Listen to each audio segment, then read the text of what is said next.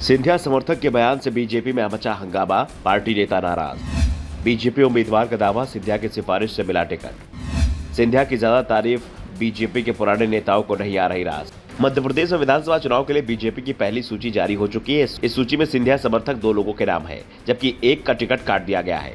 मुरैना जिले की सुमावली सीट से एंदल सिंह कंसाना को टिकट दिया गया है, तो भिंड जिले की गोहद सुरक्षित विधानसभा सीट से सिंधिया के समर्थक रणवीर जाटव का टिकट काट दिया गया है। पिछोर सीट पर प्रीतम सिंह लोधी को बीजेपी ने उम्मीदवार बनाया है। प्रीतम को बीजेपी में वापस लाने में सिंधिया की महत्वपूर्ण भूमिका बताई जाती है। पचोर गुना शिवपुरी संसदीय सीट का हिस्सा है। ऐसे में सिंधिया के लिए भी प्रीतम की जरूरत लोकसभा चुनाव में पड़ सकती है। वैसे ये भी सही है कि प्रीतम बीजेपी में सिंधिया को नहीं, उमा भारती को अपना नेता मानते हैं, और इससे पहले उन्हें उमा भारती कोटे से ही विधानसभा का टिकट भी मिला था। और इस बार भी उमा भारती की नाराजगी को दूर करने के लिए प्रीतम को पिछोर से उम्मीदवार बनाया गया है।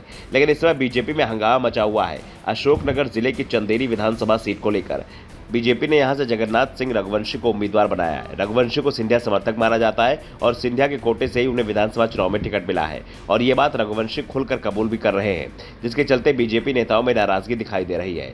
दरअसल चंदेरी से बीजेपी प्रत्याशी जगन्नाथ सिंह रघुवंशी ने प्रेस वार्ता कर अपना रिपोर्ट कार्ड प्रस्तुत कर रहे थे, जिसमें उन्होंने अपने पूर्व में किए गए विकास कार्यों को गिनाया, बताया कि उन्हें क्यों जीत की उम्मीद है। लेकिन इसके साथ ही उन्होंने बीजेपी का टिकट मिलने का पूरा श्रेय ज्योतिरादित्य सिंधिया को ही दिया।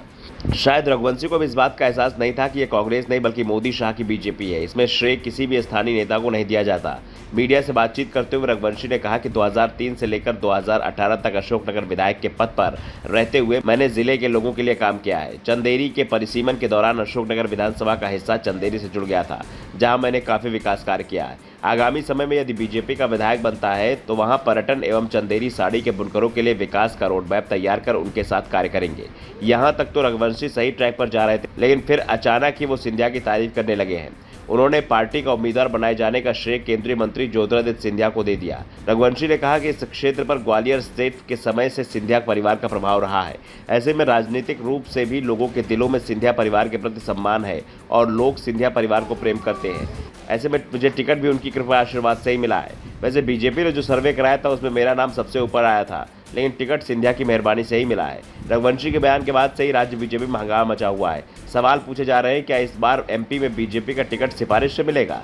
सिंधिया ने प्रदेश में बीजेपी सरकार बनाने का जो काम किया था उसका इनाम उन्हें विधानसभा चुनाव में भी दिया जाएगा। रघुवंशी के बयान से तो यही संकेत मिल रहे हैं कि ग्वालियर चंबल संभाग में अधिकांश टिकट सिंधिया समर्थकों के हाथ ही आ सकते हैं, जिस कारण से बीजेपी के अंदर बगावत के हालात भी बनते दिखाई दे रहे हैं।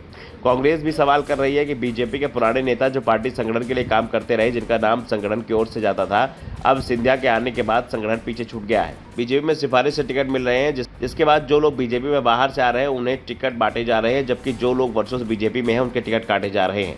Bureau report, the Dhakad news.